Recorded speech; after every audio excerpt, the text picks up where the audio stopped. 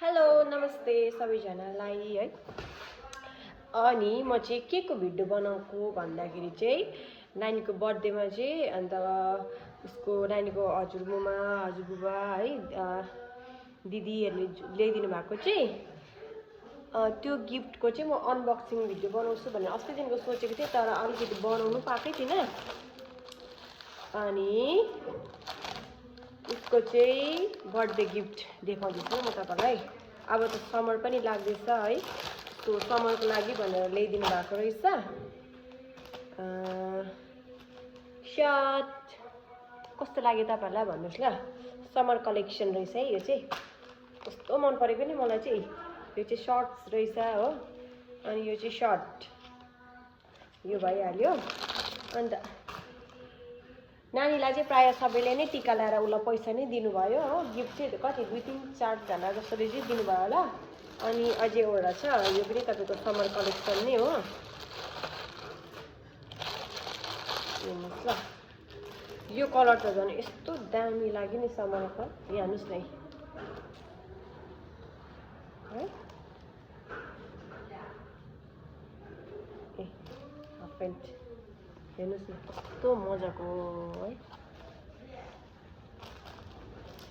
कपडा पनि कस्तो दामी रहेछ, फेरि सफ्ट न सफ्ट। उसलाई त यो कलरले त दामी देख्छ। व्हाइट स्निकर लगाइदिनु पर्छ हो। अब हामीहरू कहिले अब मार्च लास्टमा भोट छ अरे। सो हामी चाहिँ भोटको लागि भनेर म घर जान्छु हो। मेरो चाहिँ मैले उयो भोट कार्डहरू मैले यता सारेकै छैन नि त, उतै छ मेरो चाहिँ माइतपट्टि नै। सो हामी भोटमा चाहिँ घर जान्छु, त्यति बेला चाहिँ म उसलाई यही लाएर लग्छु हो। अन्त अझै एउटा छ यहाँ, यो चाहिँ मलाई याद छ उसको हजुरबुवाले दिनुभएको होला, उसको बुढो हजुरबुवाले। अन्त यो चाहिँ कस्तो छ भन्दाखेरि त्यो चाहिँ तपाईको कर्ड सेट हो। अनि यो चाहिँ तपाईको टी सर्ट र प्यान्ट। ए हेर्नुस् न कस्तो क्युट।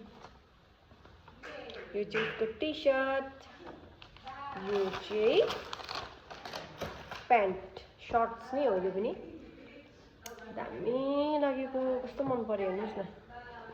कस्तो लाग्यो तपाईहरुलाई भन्नुस् ल, कमेन्ट गरेर भन्नुस् ल।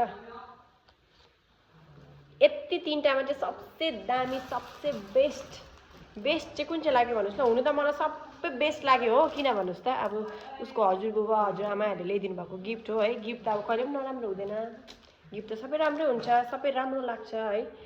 सो तर पनि तपाईहरुलाई चाहिँ म एउटा क्वेसन गरेको, तपाईहरुलाई चाहिँ कुन चाहिँ मन पर्यो भन्नुस् ल कमेन्ट गरेर। ल त bye bye, thank you for watching.